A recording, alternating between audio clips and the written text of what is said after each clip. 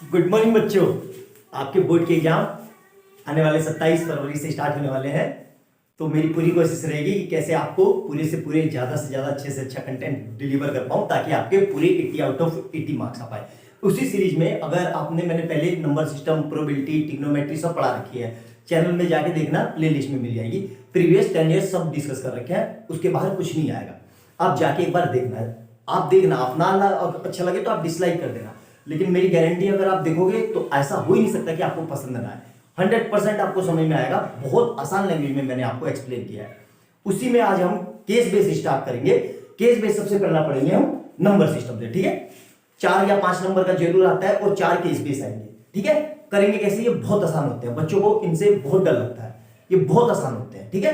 ध्यान रखना मेरी बात को। आज वीडियो को थोड़ी लंबी होगी, पूरे ही देख के जाना। मेरा दावा है कि आपको केस बेस में कोई गलती नहीं होगी, आपको बहुत आसानी से समझ में आएगा, ठीक है। तो चलो ज्यादा देर नहीं करते, बहुत हो गया लेक्चर, वीडियो को स्टार्ट करते हैं, ठीक है। क्वेश्चन देखो क्या कह रहा है। To enhance the reading skill of grade 10th student, the school nominates you and 2 of your friends. मतलब क्लास 10th के ग्रुप को बनाना है, जिसमें हमें 2 सेक्शन लेने हैं, सेक्शन ए और सेक्शन बी। सेक्शन ए में कितने बच्चे हैं? 32 और सेक्शन बी में कितने हैं? 36, ठीक है। ये समझ में आया? हमें क्या कहना है? What is the minimum number, ठीक है। अब देखो ध्यान से, मैक्सिमम बच्चे यहीं पे कंफ्यूज हो जाएंगे, मिनिमम नंबर देखते ही वो एचसीएफ ले लेंगे, ठीक है। एचसीएफ नहीं लेना है, मिनिमम का मतलब हमेशा एचसीएफ नहीं होता, ठीक है। आप ऑप्शन चेक करो, ऑप्शन क्या है हमारे? 128, 272, 144 और 288, और सबसे हाईएस्ट नंबर क्या है? 36। मतलब चारों ऑप्शन क्या है? 36 से बड़े। यहां तक समझ में आया? चारों ऑप्शन, इन दोनों नंबर में से सबसे बड़ा नंबर कौन सा है? 36। मतलब चारों ऑप्शन 36 से बड़े हैं, तो मतलब एचसीएफ लेंगे तो हमारा आंसर तो वैसे ही गलत हो गया, क्योंकि एचसीएफ दिए हुए नंबर में जो सबसे छोटा नंबर होता है या तो उसके बराबर होगा या उससे छोटा होगा। तो सबसे छोटा नंबर दोनों में से क्या है? 32। तो एचसीएफ या तो 32 होना चाहिए, इससे छोटा होना चाहिए, लेकिन ऑप्शन में तो ये है नहीं। तो हम यहाँ पे लेंगे एलसीएम। कैसे एलसीएम लेंगे? कैसे दिमाग में आइडिया है? देखो 36 लोग हैं, उनको इक्वली बुक डिस्ट्रीब्यूट करनी है, तो मिनिमम तो 36 चाहिए ही ना, उसके बाद ही तो ज्यादा दे पाएंगे भाई। मिनिमम तो 36 चाहिए। तो जब भी दिए हुए नंबर में से जो सबसे बड़ा नंबर होता है, जैसे 36, उस नंबर पे काम करना है या उससे बड़े नंबर पे, तो हमेशा एलसीएम लेते हैं, ठीक है। तो यहां देखो ये क्या कह रहा है? What is the minimum number of book that you will require the class library so that they can be distribute equally, ठीक है। तो कैसे करेंगे? ये क्वेश्चन लिख लो आप, क्योंकि इस पे जगह बचा ही नहीं है, मैं आपको बताता हूं, ठीक है। यहां देखो, तो ये मिटा रहा हूं मैं, आप समझना, ठीक है। ऑप्शन याद रखते हैं बस, ताकि ऑप्शन में हमारी गलती ना हो, ठीक है। तो हमें क्या करना है? हमें दोनों का एलसीएम लेना है। किस किस का? 32 का और 36 का। तो देखो सबसे बढ़िया तरीका क्या है? 32 लिख लो, 32 को 2 से किया तो 16, फिर 2 से किया 8, फिर 2 से किया 4, फिर 2 से किया तो यहां 2, ठीक है। ये लो, आप समझ में आ गया? 36 लिख लो, 36 को क्या करेंगे? 2 से किया तो 18, फिर 2 से किया 9, फिर 3 से किया यहां पे 3 और यहां पे 1, ठीक है। तो देखो ध्यान से एलसीएम कैसे लेते हैं, ठीक है। ध्यान रखना, ऐसे कभी आपको लाइफ में कभी गलती नहीं होगी। पहले देख लो दोनों में कॉमन क्या क्या है। तो कॉमन क्या क्या है? 2 कॉमन है, काट दो, यहां पे, यहां से काट दो, ऐसे कटिंग कर दो, और एक बार लिख लो यहां पे 2, ठीक है। फिर अगली बार देखो, अगले देखो मार्कर ले लेते हैं अलग अलग, ताकि आपको कंफ्यूजन ना हो। फिर देखो, फिर क्या कॉमन है? फिर 2 कॉमन है, यहां से 2 ले लो, ये देखो ये 2 हो गया, तो यहां पे 2 लिख दो, ठीक है। अब देखो ध्यान से देखना, ठीक है। बच क्या गया? अब बच गया, यहां पे 2 है, यहां पे 2 है, यहां पे 2 है, लेकिन यहां पे 2 है। अब जो बच गए उन्हें लिख दो। इधर पूरा क्या बच गया हमारा? ये बच गए तीनों, तो इन तीनों को लिख दो, 2 इंटू 2 इंटू 2, ठीक है। अब इधर क्या बच गए? इधर देखो ध्यान से, इधर क्या बच गया? 3 इंटू 3, इधर ये बच गया ना हमारा, क्या बच गया? 3 इंटू 3, बस यही हमारा एलसीएम है। अब इसको सोल्व करना है। सोल्व कैसे करेंगे? ध्यान से देखो, मल्टीप्लाई कर दो, 2 2 जा 4, 4 2 जा 8, 8 2 जा 16, 16 2 जा 32, और 3 3 जा 9। तो 32 की 9 से मल्टीप्लाई करी तो 9 2 जा 18, कैरी 1, 288 आ गया हमारा आंसर। देखो ऑप्शन कौन सा है? हमारा डी ऑप्शन है। समझ में आया? यही हमारा आंसर है। अच्छे से समझ में आया? नोट डाउन करो, दूसरा पार्ट करते हैं इसका, ठीक है। नोट डाउन करो तब तक जल्दी से।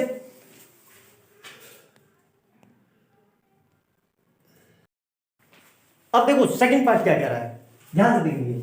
If the product of two positive integer is equal to product of their LCM and HCF, is true then HCF मतलब 32 और 34 का एचसीएफ निकालना है। तो देखो कैसे होगा, क्वेश्चन समझ में आ गया? ये डाटा लिख लो, देखो अब एचसीएफ निकालेंगे क्योंकि जगह है नहीं यार, बोर्ड नीचे जाएगा फिर उठेगा क्योंकि वो ऊपर वाला भी रहना है। तो एचसीएफ देखो हमें पता है, एक फार्मूला पता है, क्या पता है भाई? देखो ध्यान से आराम से, क्या हमें पता है कि first number into second number is equal to क्या होता है? LCM into HCF. ठीक है, हम इसको देखो, हमसे एचसीएफ पूछ रहा है मतलब ये पूछ रहा है, तो क्या करेंगे? फर्स्ट नंबर कितना है? 32, सेकंड नंबर कितना है? 36। ठीक है, एलसीएम कितना था अभी निकाला हमने? 288 इंटू एचसीएफ को यहीं रख लो। तो यहां से हम क्या लिख लेंगे? देखो 32 into 36 upon 288 equal to HCF. ये समझ में आया? कोई दिक्कत यहां तक? Show that. अब देखो ये अभी हमने किया था तो इससे ये पूरा कट गया था, ये 32 से पूरा कट गया था कितनी? 9 टाइम्स में। तो अब ये 9 से पूरा कट जाएगा कितनी टाइम में? 4 टाइम में। तो एचसीएफ कितना आ गया हमारा? 4। यही आंसर है हमारा, ऑप्शन में देख लेना कौन सा है कौन सा नहीं। ठीक है, ऐसे अगर नहीं समझ में आ रहा तो दूसरा तरीका देख लो, 32 के प्राइम फैक्टर कर लो। क्या है 32 के? ये, फिर ये 8, फिर ये 2, फिर ये 4 और ये 2, और इधर 36 के प्राइम फैक्टर कर लो। तो कितना आएगा? 2, 18, फिर 2, फिर ये 9, ये 3 से और ये 3 से। ठीक है, अब देखो इन दोनों में कॉमन क्या है? ये कॉमन है, सिंपल सी बात है, और ये कॉमन है।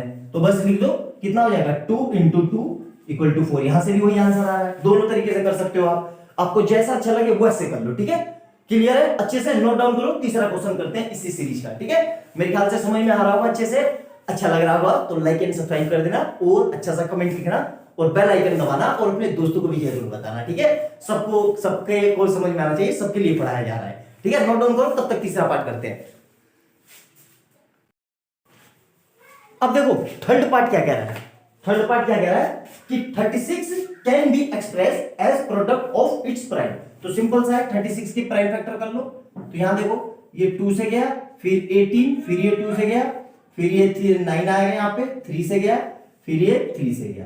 तो यहाँ पे इसको ऐसे लिख लोगे 2 into 2 into 3 into 3।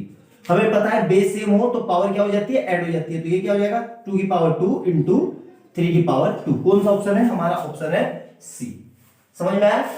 Note down करो, चौथा पार्ट करते हैं तब तक। ये तक यहां तक मेरे ख्याल से समझ में आ गया। सिंपल सा है, देखो केस बेस में तीसरा क्वेश्चन हमने कर लिया है ना, समझ में आ गया होगा अच्छे से। 5 क्वेश्चन होंगे, 5 में से कोई से 4 करने होते हैं आपको केस बेस में। तो हमारे देखो 3 तो यही हो गए, 2 और करते हैं और देखेंगे हमें कौन सा मुश्किल लग रहा है वो छोड़ देंगे, बाकी 4 कर लेंगे। ठीक है, लेकिन कोई मुश्किल नहीं लगेगा, आप देखते रहो वीडियो को, आपको सारी समझ में आएंगे। 5 के 5 आप कर लोगे। ठीक है, नोट डाउन करो, अगला करते हैं। अब देखो फोर्थ पार्ट इसका क्या कह रहा है? फोर्थ पार्ट देखो क्या कह रहा है? 7 into 11 into 13 into 15 plus 15 is the, बताना है कि प्राइम नंबर है, कंपोजिट नंबर है, नन है या क्या है। देखो ध्यान से समझेंगे, बहुत बेहतरीन। और ये आपकी बुक का क्वेश्चन है, मैक्सिमम बच्चे इसको गलत करेंगे।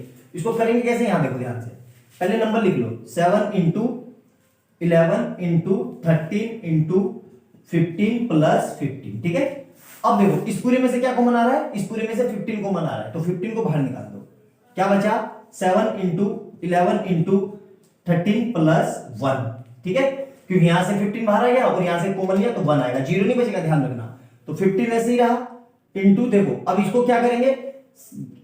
77 इंटू 13, 77 और 13 तो 7 या 21, 7 या 21 का 1 2, 7 कम 7 और 3 10।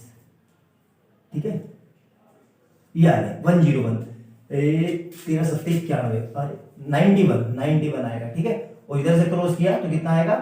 और 7 7, तो यह आ जाएगा 1 9 और 1 10 16, 861। कितना आ रहा है? 861 प्लस 1। तो ठीक है, देखो यहां पे आ गया 50 इंटू, इन दोनों को ऐड करेंगे 862। ठीक है, अब सर ये प्राइम है कि वो है? देखो ये आपको पता चल जाना चाहिए, एंड में 2 है तो भाई सीधी सी बात है, इसके 2 से ज्यादा होंगे। अगर नहीं भी समझ में आ रहा है तो सिंपल सा है, इसको क्या लिखो? 15 लिख दिया, ये लिख दिया, इंटू 1 कर दो। कुछ फर्क पड़ा? कितने फैक्टर मिल गए? 15, 862 और 1। तो ये कैसा होगा? कंपोजिट नंबर होगा। और अगर देखो क्यों कंपोजिट होगा? क्योंकि इसके मोर देन 2 फैक्टर है, समझ में आई?